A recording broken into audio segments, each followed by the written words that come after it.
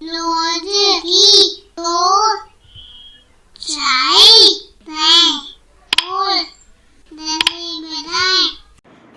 क्या आपको याद है कि यहाँ पर जो तस्वीरें दी गई हैं इनमें हमने क्या किया था? यहाँ हमने कुछ छिपे हुए संदेश जो थे यानी कि सीक्रेट मैसेजेस उनका पता लगाया था, जो कि दिए गए थे आपकी NCERT की कक्षा 3 की पुस्तक गणित का जादू के पाठ 10 में। तो हमने यहाँ पर तो छिपे हुए मैसेजेस जो थे उन्हें ढूंढ लिया था, लेकिन आज हम क्या करने वाले हैं? कुछ खास हम करने वाले हैं आज। चलो अपना छुपा हुआ संदेश लिखें। Let's write our own hidden message. तो मैं सोच रही हूँ क्यों ना मैं एक छुपे हुए संदेश में यह बात लिखूं कि आप सब कैसे हैं। कैसे लिख सकती हूँ मैं ये? यदि मैं इन सब अक्षरों के बीच में संख्याएं डाल दूं यानी कि नंबर्स, तो क्या ये छिपा हुआ संदेश बन जाएगा? चलिए देखते हैं। जैसे कि सबसे पहले मैं लिखती हूँ आ यानी कि सबसे पहला अक्षर, और इसके बाद मैं लिख दूँ पहली संख्या 1, फिर मैं लिखूँ अगला अक्षर प, और फिर 1 के बाद कौन सी संख्या आएगी? 2। तो ये पहला जो शब्द है वो तो मेरा पूरा हो गया। अब जरा दूसरे शब्द पे आ जाते हैं जो कि है सब।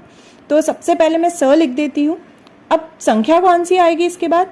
पहले 1 और 2 हो चुकी है तो 3, और फिर आएगा अगला जो अक्षर है ब, और संख्या आएगी 4। तो यह दूसरा शब्द भी पूरा हो गया। अब तीसरा शब्द का पहला अक्षर क्या है? कै। क और मात्रा कौन सी है? ए की, तो कै।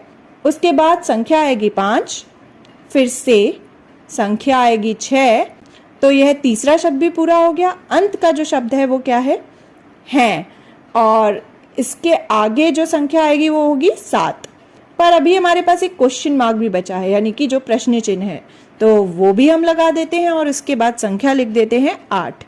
तो हमने लाइन से 1 2 3 4 5 6 7 लिख दिया और 8 लिख दिया, और उसके आसपास जो हमारे शब्द थे उनके अक्षरों को लिख दिया, और यह हमारा संदेश पूरा हुआ, छिपा हुआ संदेश।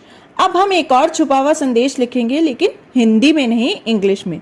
चलिए इसी संदेश को इंग्लिश में लिख लेते हैं। How are you. तो सबसे पहले आएगा H, और फिर आएगा 1, फिर O 2, W 3, पहला वर्ड हो गया पूरा। Then we will write R, so A 4, R 5, E 6. Second word is also completed. Now we will write U. So Y 7, O 8, U 9. Third word is also completed. We are now left with a question mark. So we will write that down. That question mark we have put here. And now the next number which will come here is 10. So our counting is completed and we have written our hidden message.